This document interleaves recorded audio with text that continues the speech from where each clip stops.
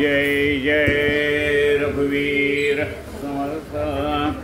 सजयति सिंधुरवदनो देवो यत्पादपङ्कजस्मरणं वासरमणिरिवत्तमसारासन्नासजविघ्नानां या कुन्देन्दुतुषारहारधवला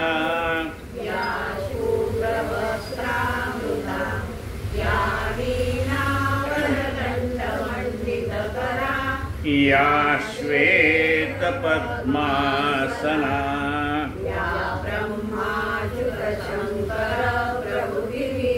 देवैः सदा वन्दिता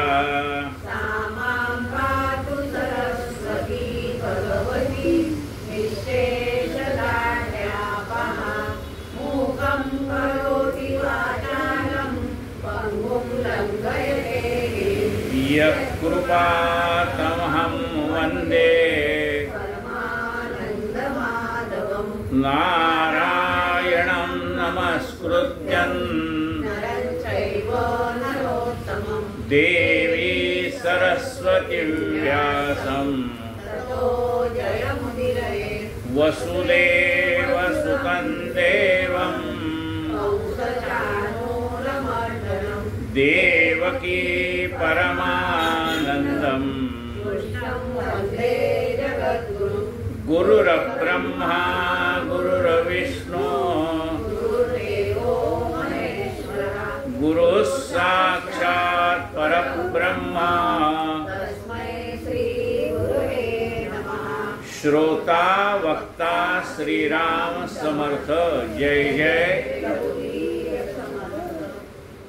काल द्वादशी असल्यामुळे प्रवचन झालं नाही। आपण मनाचे श्लोक या विषयावरती यथाशक्ती चिंतन करतो। परवा दिवशी आपला जो श्लोक होता तो शेवटचा, फुटेना तुटेना चढेना ढळेना सदा संचले मीपणे ते कळेना तया एक रूपासी दूजे नसाहे मना संत अनंत शोधो निपाहे। म्हणाले तुटत नाही फुटत नाही, एका जागी स्थिर असल्यासारखं वाटतं, नेहमीच आहे, कधी येत नाही जात नाही, म्हणजे सदैव आहे। असं काय आहे तर ते आहे आत्मतत्व, परमेश्वरी तत्व। सदा संचला येतना जात काही, कुठे येत नाही जात नाही, तुटत नाही फुटत नाही। आत्म्याचं वर्णन केलेलं आहे। नैनं छिंदन्ति शस्त्राणि नैनं दहति पावकः न चैनं क्लेदयन् तापो न शोषयति मारुतिः। असं जे परमेश्वरी तत्व आहे ते एकच आहे, दुसरं नाही। म्हणजे असं कोण म्हणतंय ते एकच आहे दुसरं नाही? परमेश्वर स्वतः सांगतो एकोहम, मी एकटाच आहे। एकोहम बहुस्या, मी एकटाच आहे, पण मला एकटेपणाचा कंटाळा आल्यामुळे विश्व निर्माण केले। फुटेना तुटेना चढेना ढळेना सदा संचले मीपणे ते कळेना तया एक रूपासी दूजे नसाहे मना संत अनंत शोधो निपाहे। जय जय रघुवीर समर्थ। शुका सारिखे पूर्ण वैराग्य जाचे वसिष्ठा परिज्ञान योगेश्वराचे कवी वाल्मिका सारिखा मान्यैसा नमस्कार माझा सद्गुरु रामदासा। जय जय रघुवीर समर्थ। आजच्या श्लोकाला आपण सुरुवात करू। निराकार आधार ब्रह्मादिकांचा, निराकार आकार ब्रह्मादिकांचा निराकार आधार ब्रह्मादिकांचा, जया सांगता क्षीणली वेदवाचा, विवेके तदाकार होवो निराहे, मना संत आनंद शोधो निपाहे. हा परमात्मा कसा आहे? निराकार, ज्याला कुठलाही आकार नाही. म्हणजे ज्याला कुठलाही आकार नाही आणि आकार तयार होतो असं काही आहे का म्हणाले? आम्हाला प्रॅक्टिकल उदाहरण सांगा की आकार नाही पण आकार आहे. म्हणजे सांगतो, पाणी आहे, त्याला कुठला आकार आहे का? त्याला कुठला रंग आहे का? पाणी तेरा रंग कैसा जिसमें मिलाए वैसा. पाण्याला आकार नाही, रूप नाही, रस नाही, गंध नाही. बर, त्याला आकार नाही, पण आकार धारण करतो. म्हणजे आकार नाही तर पाणी कसं आकार धारण करेल? पाण्याचा बर्फ गेला की आकार झाला की नाही? आता या गणेशोत्सवात गणपतीची मूर्ती, श्रावण महिन्यात शंकराची पिंड आपण पाहतो. म्हणजे आकार नाही पण आकार धारण करू शकतो. तसे हे परमेश्वरी तत्व निर्गुण निराकार आहे. जसं पाण्याला कुठला रंग नाही, रूप नाही, चव नाही, हे एकच पाणी. म्हणजे पेल्यामध्ये पाणी घेतलंय समजा एवढ्या, हे एवढंच पाणी साखरेमध्ये घातलं तर गोड लागतंय, मिठामध्ये खारट लागतंय, चिंचामध्ये आंबट लागतंय, कारल्याच्या भाजीत कडू लागतंय. मग आता पाणी तर एकच आहे. ते ज्याच्यामध्ये घालेल त्याच्यासारखं त्या गुणाचं होतं. तसा निर्गुण निराकार परमात्मा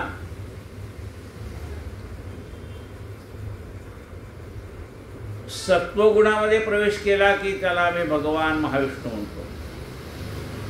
रजोगुणामध्ये प्रवेश केला की आम्ही त्याला ब्रह्मदेव असं म्हणतो. तमोगुणात प्रवेश केला की आम्ही त्याला शंकर असं म्हणतो. आणि तिन्ही एकत्र असतील, सत्वगुण, रजोगुण, तमोगुण, तर आम्ही त्याला गुरुदेव दत्त असं म्हणतो. आकार नाही पण आकार, रंग नाही पण रंग, सगळं आहे. म्हणजे असा हा निराकार असणारा परमात्मा, निर्गुण निराकार परमात्मा, पण तो मात्र सगळ्यांचा आधार आहे. म्हणजे त्याने कोणाकोणाला आधार दिलाय? आधार ब्रह्मादिकांचा. ब्रह्मादिक देव आहे, हे सगळे विश्व आहे, याला आधार कुणाचा आहे? परमेश्वराचा आधार आहे. आधाराशिवाय काही राहू शकत नाही. म्हणले एवढं मोठं आकाश आहे, त्याला काय आधार आहे? निराधार आकाशाचा तोच भारव आहे. निराकार असणार आहे आकाश, पण त्याचाही भार तो वाहतोय. निराधार, त्याला कुठला आधार नाही. निराधार आकाशाचा तोच भारव आहे. म्हणजे ब्रह्मादिकांचा भार वाहणारा, त्या सगळ्यांना आधार असणारा असा हा निर्गुण निराकार परमात्मा आहे. त्याचं वर्णन करून सांगताना काय होतं? जया सांगता क्षीणली वेदवाचा. वेद सुद्धा थकून गेले. वेद म्हणजे वेदामध्ये ज्या श्रुती आहेत, त्या श्रुती सुद्धा भगवंताचं वर्णन करता करता थकून गेल्या. आणि ते म्हणतात नेती नेती पराश्रुती. ते म्हणतात आम्हाला कळत नाही, आम्ही वर्णन करण्याचा प्रयत्न करतो, पण तो परमात्मा शब्दामध्ये सापडत नाही. मग म्हणले शब्दात सापडत नाही ना, आपल्याला कळतंय कसं का होईल? साखर किती गोड आहे याच्यावर एक तासभर प्रवचन केलं आणि श्रोत्याला विचारलं साखर किती गोड आहे, कळली का? ते म्हणले आम्हाला नाही कळली. आणि म्हणजे आता तासभर प्रवचन केलं ना, किती गोड आहे, इतकी गोड आहे, तितकी गोड आहे, इतकी गोड आहे, तितकी गोड आहे. म्हणजे नाही कळली. म्हणजे एक एक चिमट साखर द्यावं आहे ना, सगळ्यांना एक एक चिमट साखर वाटते. आता कळली. म्हणजे साखरेची गोडी ही निर्गुण आहे आणि साखर सगुण आहे, तसा परमात्म्याचे रूप ही सगुण आहे. पण त्याची गोडी काढायचं झाली, त्याचं तत्व काढायचं झालं तर ते निर्गुण आहे, ते अनुभवावं लागतं. म्हणजे असा ह्या निर्गुण तत्वाचा अनुभव आम्हाला यावा असं वाटतं. त्याच्यासाठी काय करावं? पुन्हा मनाने प्रश्न विचारलाय कोणाला? समर्थाना. तुम्ही म्हणता ते खरं आहे. म्हणजे वेद सुद्धा ज्याला वर्णन करू शकत नाही, वेदा नाही कळला अंतपार त्याचा कानडा राजा पंढरीचा.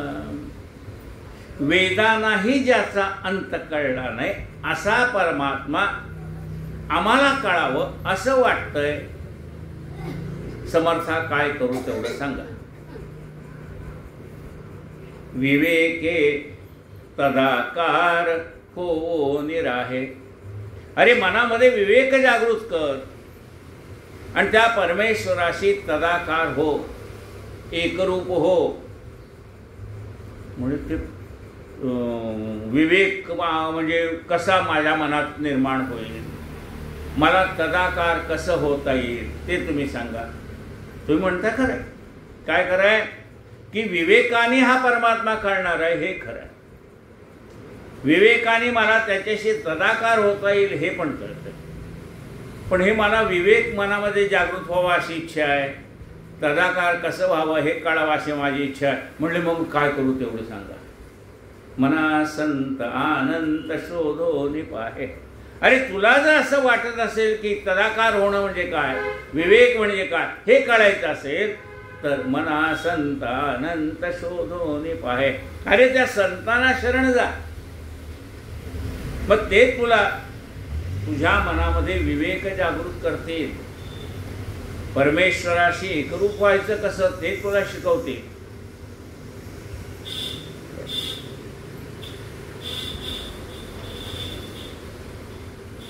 गोंदवलेकर महाराजांच्या प्रवचनात एक उदाहरण दे. आई स्वयंपाक घरामध्ये सोहळ्यामध्ये स्वयंपाक करतो आणि ते लहान पोरग सारखं आई आई आई आई मला घे जवळ. आई म्हणली बाबा तू कपडे काढून ये, मग मी तुला घेते. छोटं लहान लेकरू होतं. पण आई सोहळ्यामध्ये आता ती कशी घेणार त्याला? ती म्हणते तू कपडे काढून ये म्हणजे मी तुला घेते. त्या पोराला कपडे काढायचंही माहीत नाही, कसं काढणार? लहान आहे ना लेकरू. तेवढ्या त्या शेजारच्या बाईने त्याच्या अंगावरचे कपडे काढले. आता दिगंबर अवस्थेतलं ते छोटं लहान मूल धावत धावत आईकडे गेलं. आईने त्याला उचलून. परमेश्वर म्हणतो कपडे काढून या म्हणजे काय? तुमच्या जवळ असलेली ही काम क्रोध लोभ मोह मद आणि मत्सर ही जी वस्त्र आपण धारण केली ती काढ आणि मग माझ्याकडे. मी तुला कसं जवळ घेणार? सगळं बरवटलेलं आहे म्हणलं ह्या षड विकाराने. हे सगळं स्वच्छ करण मग माझ्याकडे.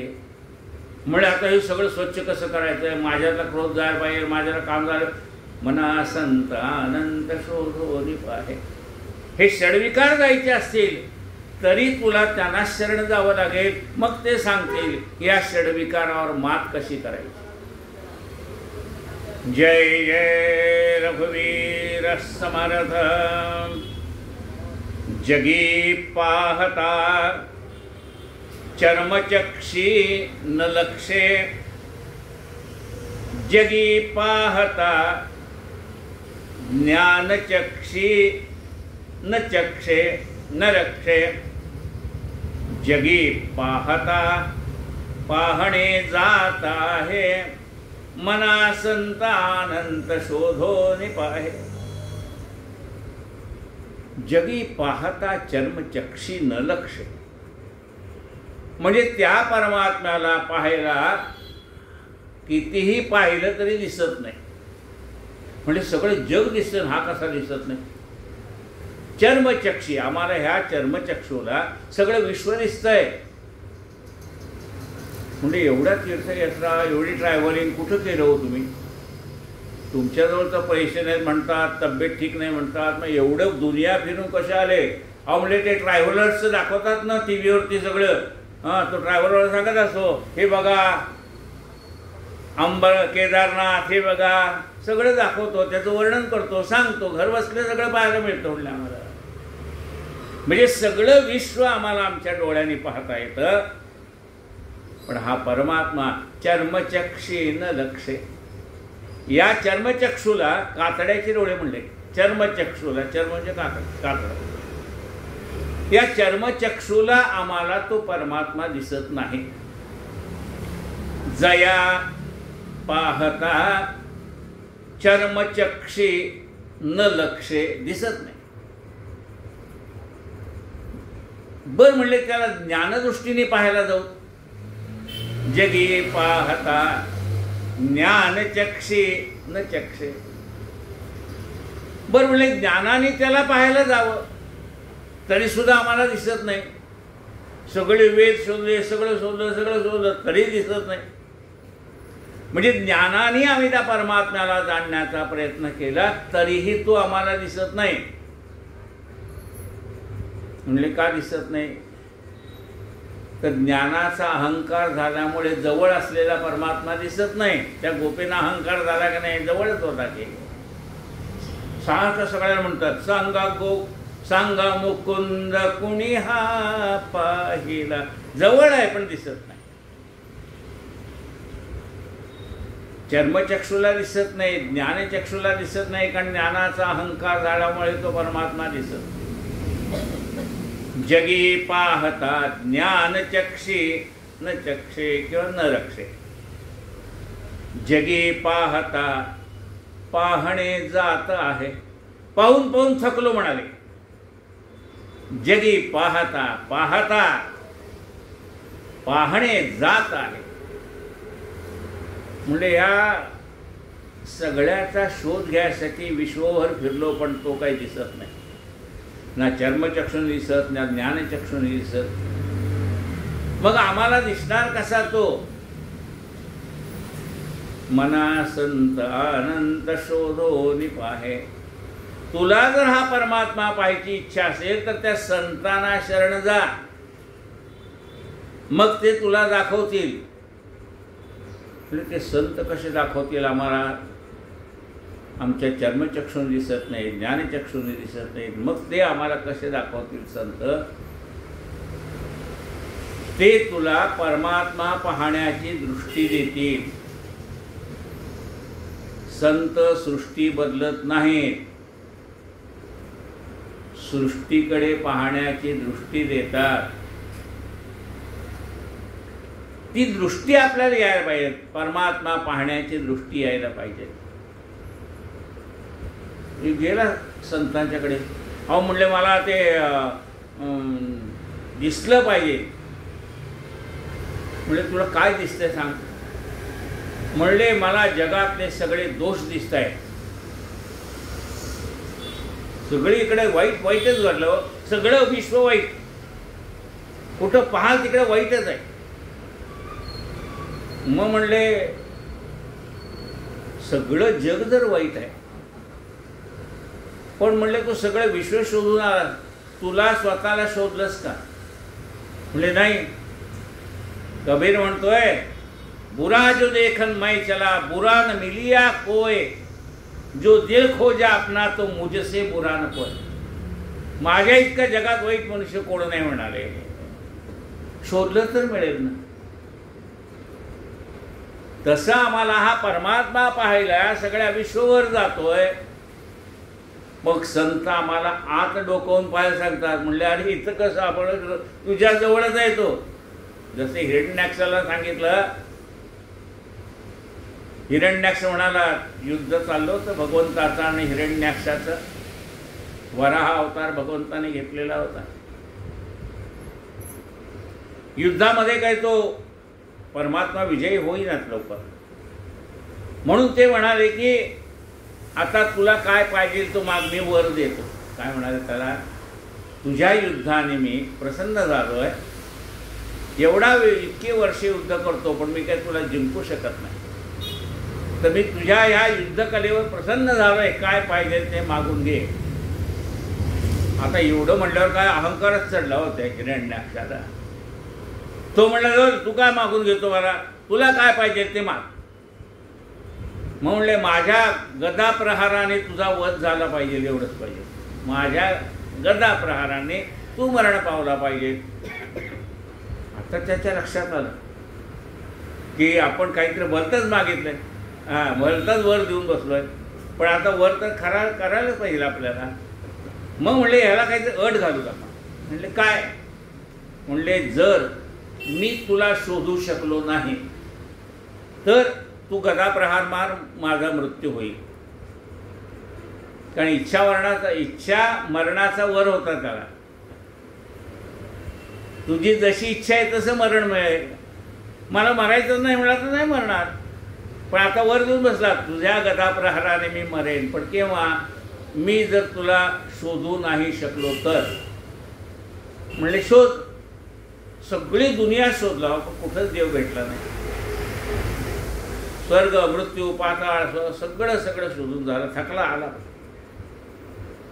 देवा मी तुला सगळीकडे शोधलो पण कुठं सापडला नाही. देव म्हणले अरे मी तुझ्याजवळच आहे, तुझ्या हृदयातच बसलो आहे. तर म्हणला तेवढंच पाहायचं राहिलं. संत आपल्याला ते शिकवतात. देव जवळी जवळी अंतरी, भेटी नाही जन्मवरी. म्हणून त्या संतांच्याकडे गेला तर ते संत शिकवतील. मना संत आनंद शोधो निपाहे, जय जय रघुवीर समर्थ. नसे पीतना श्वेतना श्याम काहे, नसे व्यक्त अव्यक्त ना नीळ नाही. म्हणे दास विश्वासिता मुक्तीला हे, मना संत अनंत शोधो निपाहे. पण म्हणले तू परमात्मा कोणत्या रंगाचा आहे ते तर सांगव. म्हणजे का परमेश्वराला रंग नाही. रंग नाही असं कसं होईल.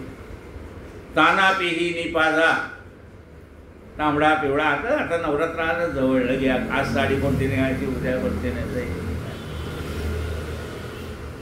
आणि म्हणले हे सगळे रंग एकाच रंगात निर्माण झालेले आहेत.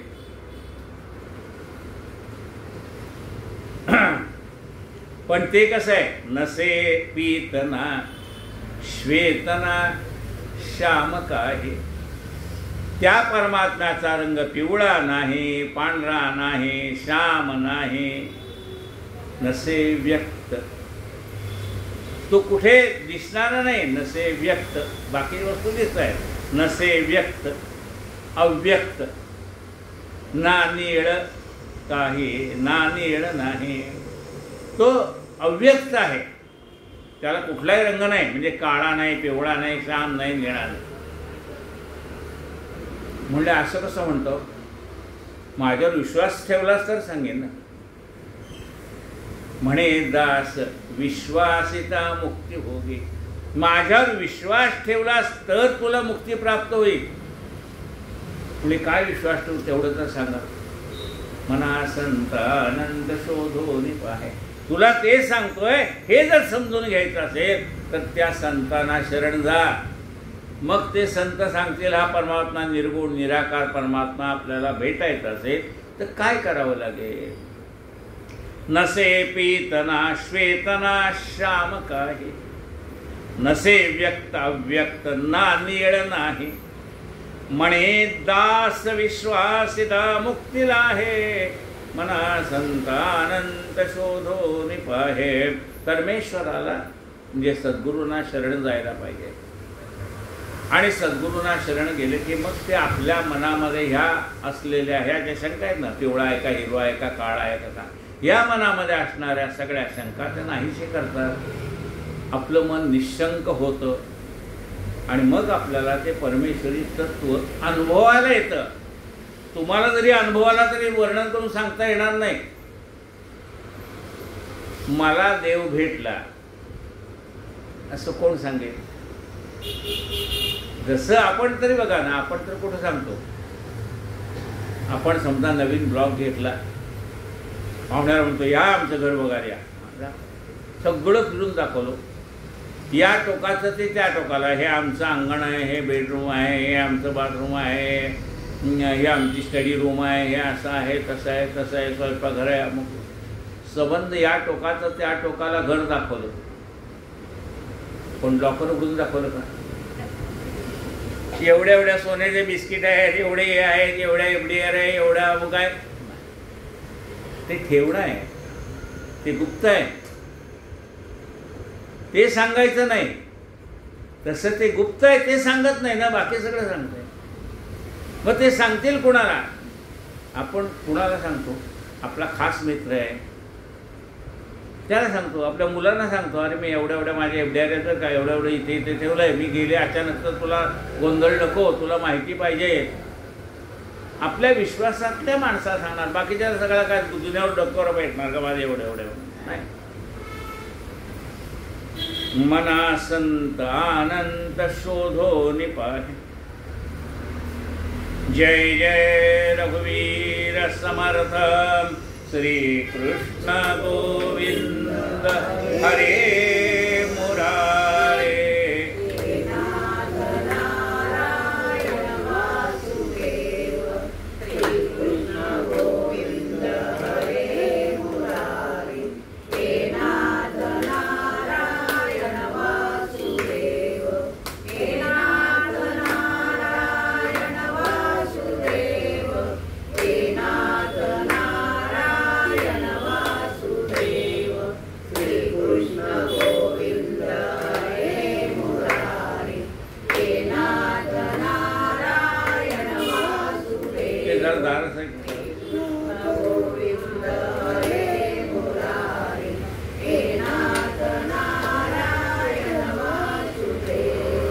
श्री नारायण वासुदेव.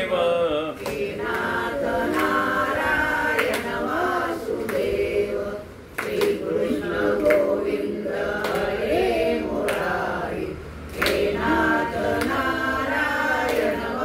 गोपाल कृष्ण भगवान की जय. खरे शोधिता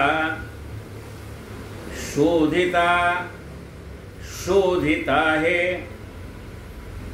मना बोधिता बोधिता बोधता है. परी सर्व ही सज्जनाचे नियोगे, बरा निश्चयो पाविजे सानुरागे. बरा निश्चयो पाविजे सानुरागे. आपल्या मनाला खात्री पटेल असं सांगतील, पण कधी आपल्यावरती त्या संतांचा विश्वास बसला पाहिजे की मी सांगतोय तो ह्या कानाने ऐकून त्या कानाने सोडून देत नाही. बरोबर का? आपण एखाद्या घरात, आपल्या घरात नवीन नोकर चाकर ठेवायचा झाला तर पहिल्यांदा काय करतो आपण?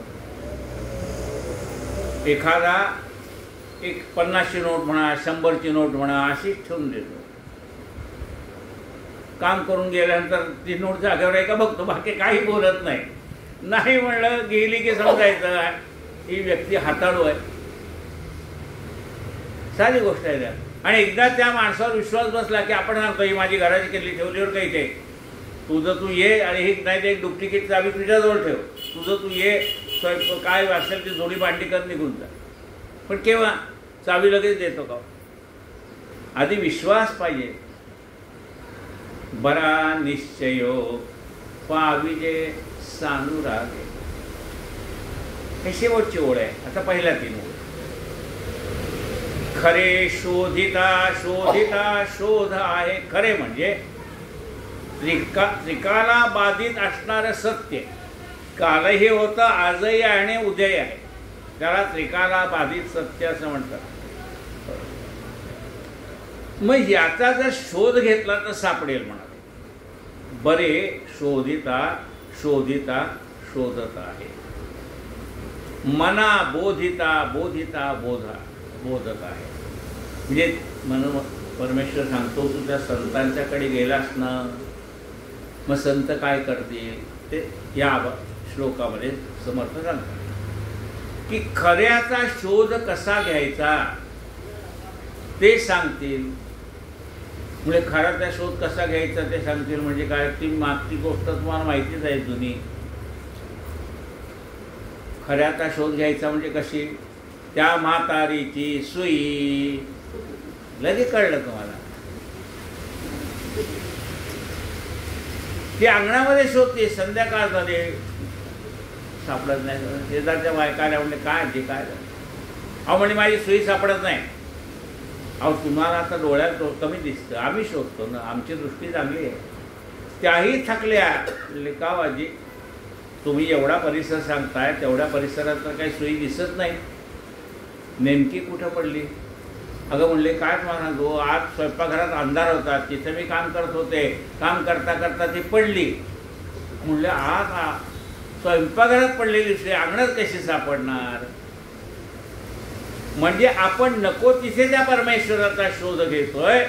तो निदान कुठे आहे हे जाण, मग त्याचा शोध घे. कुठे शोधिशी रामेश्वर आणि कुठे शोधिशी काशी, हृदयातील भगवंत राहिला हृदयातून उपाय. खरे शोधिता शोधिता शोधिता, तुला ते दृष्टी देतील. शोधायचंच आहे ना, मग जिथं हरवलंय तिथं शोध. मना बोधिता बोधिता बोधत आहे. मनाला ते हळूहळू हळूहळू करून बोध करतात.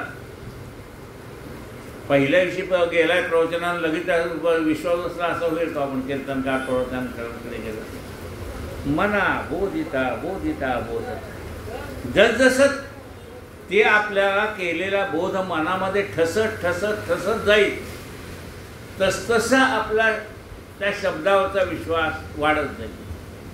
मना बोधिता बोधिता बोधत आहे. परी सर्व ही सज्जनाचे नियोगे. पण हे सगळं सज्जनाच्या मार्गदर्शनाप्रमाणे केलं पाहिजे. परी सर्व ही सज्जनाचे नियोगे. बरा निश्चय हो पाविजे सानुरागे. बरा निश्चय हो, तुला हा निश्चय प्राप्त होईल. कधी, सानुरागे, जेव्हा संताची तुझ्यावर कृपा होईल त्यावेळेला. लक्षात आलं का. लगेच घालेल का संत, लगेच तुम्हाला सगळं मूळ तत्वज्ञान सांगतील का, नाही सांगणार. जसं मागे उदाहरण सांगितलंय, दूधवाला दूध घालायला आला. आपण सकाळी उठल्या उठल्या ते पातेल घेऊन गेलो, बघा म्हणले घालाय. ते दुधाचंच पातेल होतं, पण काल न धुतलेलं होतं. त्यात खालची साय, ते पावडर काय असेल ते दुधातली ती खाली चिटकलेली होती. तो म्हणला, बाई हे भांडं जरी दुधात असलं तरी मी यात दूध घालत नाही, हे भांडं स्वच्छ करून आणा मग दूध घालतो. तसंच संतांच्याकडे गेल्यानंतर आपल्या मनामध्ये असलेले हे सगळे विकल्प, नाना प्रकारच्या नाना शंका, ते सगळं काढून संत आधी भांडं स्वच्छ धुतात. मना बोधिता बोधिता बोधत आहे. त्या मनाला बोध उपदेश करून करून करून करून त्याच्या मनामध्ये असलेले सगळे विकल्प काढून टाकतात. परी सर्व ही सज्जनाचे नियोगे. ही कला फक्त संतांना जाणते, जमते. म्हणजे संतांना जमते म्हणजे कसं, आम्हाला व्यवहारातलं उदाहरण द्या, संतांना कशी जमते. म्हणजे कुंभार असतो ना, तो कुंभार काय करतो, त्या मडक्याच्या आतमध्ये हात घालतो. कच्चं मडकं असतं का नाही, त्याला वेगवेगळा ज्याला पाहिजे तसा आकार द्यायचा झाला तर वरनं थापी मारतो. आणि मग बघा, आतनं हात घातलाय आणि वरनं थापी मारतोय.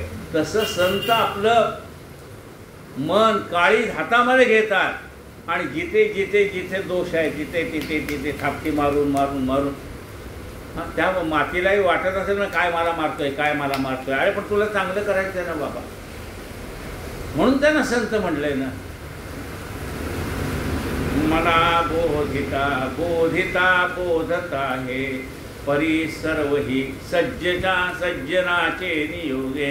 बरा निश्चय पाविजे सानुरागे.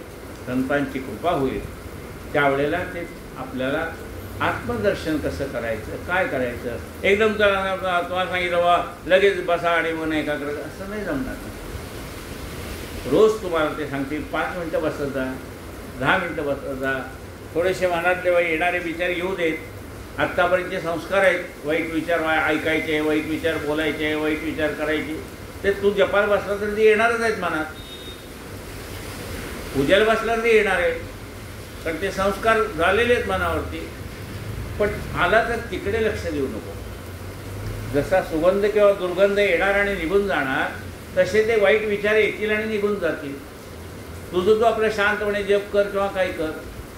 मग हळूहळू हळूहळू हळूहळू असं आपण करता करता करता मनामध्ये येणारे वाईट विचार, मनामध्ये येणारे वाईट संकल्प, हातातून घडणाऱ्या कृती हळूहळू हळू कमी कमी कमी होत जातात. आणि मग नंतर मनाची एकाग्रता कशी करायची, काय करायची, त्या परमात्म्याला सोहम जप कसा करायचा, काय करायचा हळूहळू सांगणार ना.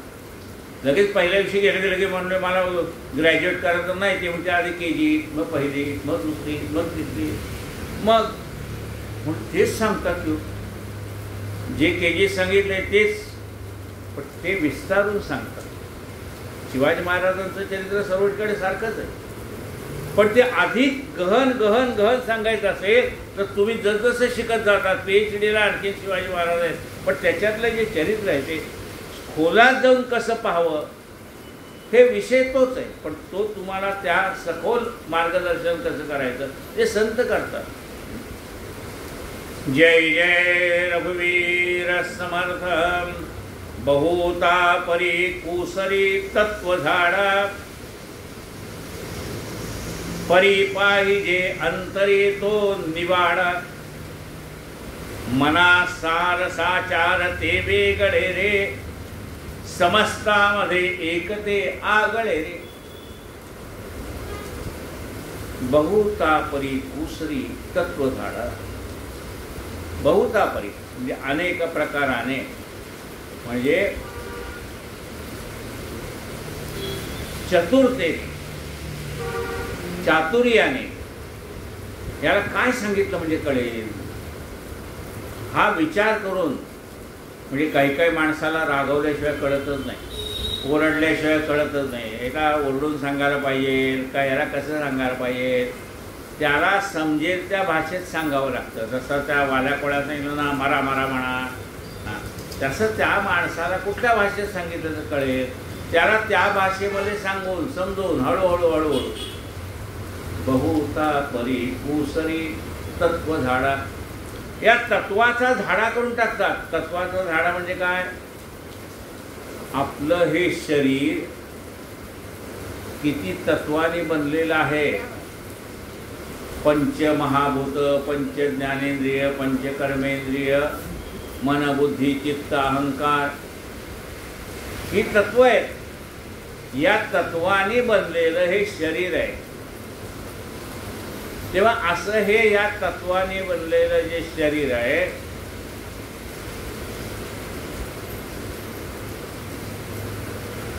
ही तत्व कळली की मग कळतं की अरे खरंच आहे. हा देह म्हणजे काय आहे हे कळलं. हा देह पंचमहाभूताने बनलेला आहे. पृथ्वी आप तेज वायू आणि आकाश यांनी बनलेले, पंचमहाभूताने बनलेले. मग पंचमहाभूत कशी तयार झाली, काय झाली, हे एक एक एकेकाचा उलगडा होत गेला की आपल्याला कळतं हे शरीर म्हणजे नाशिवंत आहे. ज्या शरीराची एवढी आपल्याला आवड आहे ते शरीर नाशिवंत आहे. हे नुसतं सांगून कळत नाही, हे ज्या वेळेला अनुभवाने आपल्याला कळतं की खरंच आहे. आपल्या शरीरातली प्रत्येक पेशी मरत असते, नवीन नवीन तयार होत असते. आणि म्हणून तर आपला चेहरा बालपणीतला बघा फोटो ना आत्ताचा फोटो बघा, बदलत बदलत बदलत जात आहे ना. घटका जाती पळे जाती ना, तास वाजे घडाना, आयुष्याचा नाश होतो रामकाज. हे रोज मरणारं शरीर आहे. नवीन नवीन पेशी तयार होतात, पुन्हा तयार. असं हे जे आहे, म्हणून मग कळतं की हा शरीर नाशवंत आहे. बरं आपल्या एकट्याच्या अनुभवानं कळत नाही. आपले म्हणजे पणजोबा गेले, आजोबा गेले, अमुक गेले, तमुक गेले, जवळचे नातेवाईक गेले, हे गेले, म्हणजे दुसऱ्या आपल्याला आपल्या अनुभवानं कळत नाही, कारण मरायचं एकदाच आहे. पण दुसऱ्याच्या अनुभवानं कळतं ना, हे शरीर काही खरं नाही, हो फालतर होतं हो आज नाही खरं. म्हणजे इतकं क्षणभंगूर शरीर आहे हे आपल्याला एकाच्या नाही अनेकाच्या अनुभवानं आलं की मग आपल्याला कळतं आपलंही शरीर नाचलं, आपण काय अमरपट्टा घेऊन आलो नाही तर मग कोणी मृत्यूपत्र केलं असतो, त्याला माहिती आपण मारणार आहे म्हणून तर ते मृत्यूपत्र करून ठेवतो ना. बहुता परी कुसरी तत्व झाडा. मग हे शरीर कशाचं बनलेलं आहे, ह्या आम्या गोष्टीचं बनलेलं आहे. आणि हे शरीर असली शरीरं मी अनेक वेळा धारण केलेली आहे, हे आपल्याला बुद्धीने पडतं. पुनर्जन्माच्या कथा आपण ऐकलेल्या असतात. मागच्या जन्मात आपला नवरा कोण होता, आपली बायको कोण होती, आपली मुलं कोण होती, भाऊ कोण होता, बहिणी कोण होती, नातवंड, काही अर्थ ह्या जन्मात आठवत नाही, पुढच्याही जन्मात आपल्याला आठवणार नाही. मग तो विचार करतो की खरंच आहे मी असे हाच एक देह धारण केला असं नाही, अनेक देह आत्तापर्यंत मी धारण केले, 184 फिरलो, कोठे न सुख आदलो, दैव योगे आलो शरण समर्थाचे. असे शरीर मी अनेक धारण केले. वासांसी जीर्णानि यथा विहाय अन्यानि संयाति नवानि देहि. जसं आपण ह्या अंगावरची साधी कापडाची वस्त्र बदलतो तसं हे शरीर सुद्धा आपण बदललं आहे. म्हणजे शरीर म्हणजे मी नाही, देहोहम ही भावना जी आहे ही देहोहेम ही भावना निघून जाते. हे शरीर म्हणजे मी नाही. मग कोण आहेस तू? नाही चिंतनती शस्त्राने असा मी आहे, चिदानंद रूप शिवोहम. मना सार साचार ते वेगळे रे. मना खरंच सार पाहिजे असेल, सार म्हणाले दुधामध्येच लोणी आहे, जसे दुधामध्ये लोणी तसा देही चक्रपाणी. दुधामध्ये जसं लोणी आहे तसा देहामध्ये हा चक्रपाणी आहे. दुधात वगैरे कुठं लोणी आंबले, ह्या दुधाचं दही करावं लागतं, दह्याचं ताक करावं लागतं, ताक घुसळावं लागतं, मग त्याचं लोणी तयार होतं. तसं हे मंथन करावं लागतं हे, म्हणून हे तत्व झाडा करावा लागतो, घुसळावं लागतं. म्हणजे मंथन, विचाराचं मंथन करावं लागतं. हे देह हा नाशिवंत देह म्हणजे मी नाही, ही नाना प्रकारची तत्व म्हणजे मी नाही, ही सगळी पुन्हा ज्याच्यापासून निर्माण झाली त्याच्यात जाणार आहे. आणि मग मी कोण आहे? तत्व सदा सर्व काळ राहणारा आत्मा म्हणजे मी आहे, असं आपल्याला ते नंतर कळतं. मना सार साचार ते वेगळे रे, समस्तामध्ये एकते आगळे रे. हे सगळ्यामध्ये एकच आहे, आगळे म्हणजे वेगळे आहे. एकच अशी वेगळी गोष्ट आहे जी सगळ्यामध्ये एकच आहे, प्रत्येकामध्ये वेगवेगळी नाही. सगळ्यामध्ये एक आहे म्हणजे सगळ्यांचा आत्मा एक आहे. तुझा आत्मा वेगळा नाही, याचा आत्मा वेगळा आहे असं आहे का? नाही. आपल्यामध्ये आहे त्याला आत्मा म्हणतो, त्याच्यामध्ये आहे त्याला परमात्मा म्हणतो. पर म्हणजे दुसरा, त्याच्यामध्ये असलेला आत्मा परमात्मा. जगामध्ये आहे तो जगदात्मा, विश्वामध्ये आहे तो विश्वात्मा. हा परमात्माच आहे सर्व ठिकाणी. समस्तामध्ये एकते आगळे, सगळ्यांच्या देहामध्ये असणारा देहादेही एक, सगळ्यांच्या देहामध्ये असणारा जो आहे तो हा परमात्मा आहे. हे तू लक्षात घे म्हणा. पण हे तुला कधी कळेल? संतांना शरण गेल्यावर कळेल. बहुता परी कुसरी तत्व झाडा. ते मोठ्या कल्पकतेने विचाराने तुझ्या मनामध्ये असलेले जे भ्रम आहे ते काढून टाकतात. आणि मग तुझं शरीर कशाने निर्माण झालंय, कसं नाशवंत आहे, काय आहे ते सगळं सांगतात तुला. जय जय रघुवीर समर्थ. नव्हे पिंड ज्ञाने नव्हे तत्वज्ञाने, समाधान काही नव्हे तान माने. नव्हे योग योगे नव्हे भोग त्यागे, समाधान ते सज्जनाचे नियोगे. थोडक्यात भाऊ उद्या पुन्हा त्याच्यावर बोलायचं आहे. नवे पिंड ज्ञाने नवे तत्व, नवे पिंड ज्ञाने याचा अर्थ काय? देह कशापासून निर्माण झाला आणि तो नाशिवंत हे कळलं, याला पिंडज्ञान म्हणतात. क्षेत्रज्ञ, क्षेत्र म्हणजे काय ते कळलं, ज्ञ म्हणजे जाणणारा, तसा हे पिंड म्हणजे काय ते कळलं. नवे पिंडज्ञाने नवे तत्वज्ञाने, तत्व कळलं काय, एक परमेश्वरी तत्व आहे, बाकी सगळं आहे ते नाशिवंत आहे ते कळलं. नवे तत्वज्ञाने, किंवा हे 25 तत्वाने म्हणा काय बनलेलं शरीर आहे ती तत्वही कळली, पंचज्ञानेंद्रिय, पंचकर्मेंद्रिय, पंचमहाभूत, पंचप्राणी सगळे कळलं. पण नुसतं पिंडज्ञान झालं, या देहाचं ज्ञान झालं म्हणजे सगळं कळलं असं नाही. नुसत्या किती तत्वाने शरीर बनलं हे कळलं म्हणजे सगळं ज्ञान मिळालं असं नाही, कारण समाधानच होत नाही. पिंडज्ञान झालं, आपल्याला हे तत्वज्ञान झालं म्हणजे समाधान मिळालं का, म्हणजे समाधान नाही मिळालं. कळलं, ज्ञान झालं, पण जी मनाला शांतता पाहिजे, शगुन पाहिजे, तो मात्र मिळाला नाही. पिंडाचं ज्ञान झालं, तत्वाचं ज्ञान झालं. नव्हे पिंड ज्ञाने नव्हे तत्वज्ञाने, समाधान काही नव्हे तान माने.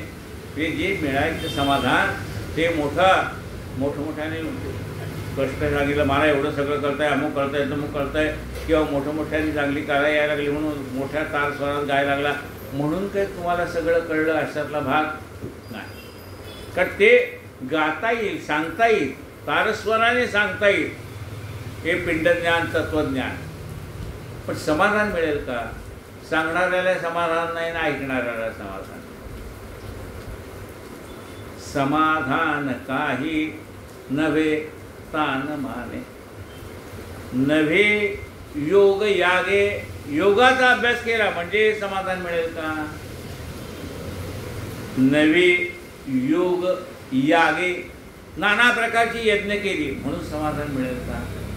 नवे योग यागे नवे भोग त्यागे, म्हणजे सगळं ऐश्वर मला प्राप्त झालंय, सगळे भोग मी भोगतोय, पण म्हणजे समाधान आहे का, म्हणजे समाधान नाही. नवे भोग म्हणजे भोग भोगून सुद्धा समाधान नाही, आणि त्याग करतो म्हटलं तरी समाधान नाही. मी एवढ्या गोष्टीचा त्याग केला, त्याग करतो म्हटलं तरी समाधान नाही. नवे योग यागे नवे भोग त्यागे, मग म्हणलं हे समाधान कुठं मिळायचं. पिंडज्ञानाने मिळत नाही, तत्वज्ञानाने मिळत नाही, तानमानाने मिळत नाही, योगाने मिळत नाही, यज्ञादी कर्माने मिळत नाही, भोगाने मिळत नाही, त्यागाने मिळत नाही. मग हे समाधान मिळणार कुठे. समाधान ते सज्जनाचे नियोगे, सज्जनांच्या संगतीत गेला की मन शांत होईल. सज्जना समाधान ते सज्जनांच्या जवळ समाधान आहे, म्हणजे ते आपल्या मनाचं समाधान करण्याची ताकद फक्त सज्जनांच्या जवळ आहे. हे ज्ञानाने तुम्हाला मिळू शकेल. पिंडाचं ज्ञान, तत्वज्ञान हे ज्ञानाने म्हणजे अभ्यासाने मिळू शकेल, पण एवढं मिळून समाधान मिळणार नाही. आपण सगळी धडपड करायसाठी झाली, सगळी जीवाची धडपड कशासाठी आहे. सुखाची प्राप्ती आणि दुःखाची निवृत्ती याच्यासाठी परमार्थ आहे. म्हणजे आमचं दुःख निघून जावं आणि आम्हाला सुख प्राप्त व्हावं याच्यासाठीचा परमार्थ आहे. दुःखाची निवृत्ती आणि सुखाची प्राप्ती याच्यासाठी परमार्थ आहे. मग म्हणाले हे सुख हे समाधान कुठे मिळेल. समाधान ते सज्जनाचे नियोगे, सज्जनांच्या संगतीने ते समाधान तुम्हाला प्राप्त होईल. कायेन वाचा मनसेंद्रियर्वा बुद्ध्यात्मना वा प्रकृती स्वभावात्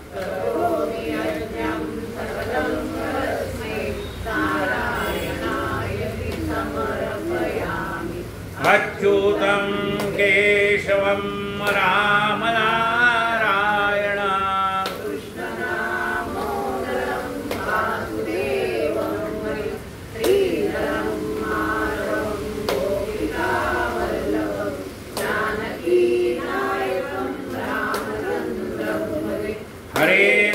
हरे राम राम राम हरे हरे,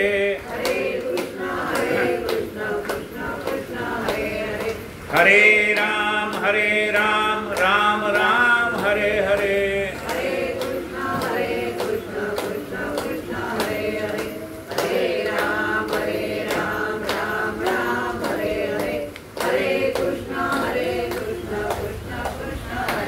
गोपाल की जय। आरती प्रभुची कमलजापती विठ्ठलाची हेवी हे चरण विठेवरी सावळी घनश्याम मूर्ती गळ्यामध्ये पुष्पहार वेद्यावरी वैजयंती लाजला पंचबाण त्यासी लाजला पंचबाण त्यासी असे ते वदन कमल समनयन हरपळे भान पावताची उभी माय अनाथांची आरती पंढरीच प्रभुची कमलजा विठ्ठलाची कटिया पीतांबर कशिला कस्तुरी भव्यभाला मितीना अखिल गुलाला दर्शना संत संग्रहाला जल्लरी टाळ वाजताना जल्लरी टाळ वाजताना नाचती भक्त प्रेम अत्यंत गुंतले चित्त हरी पायी गुंतले चित्त हरी पायी गणूला पाव विठाबाई आरती पंढरीच प्रभुची दयापती विठ्ठलाची सद्गुरु महाराज की जय माऊली ज्ञानेश्वर महाराज की जय जगद्गुरु संत तुकाराम महाराज की जय जय जय वीर समर्थ। आज 148 ते 153 6 श्लोक झालेले आहेत.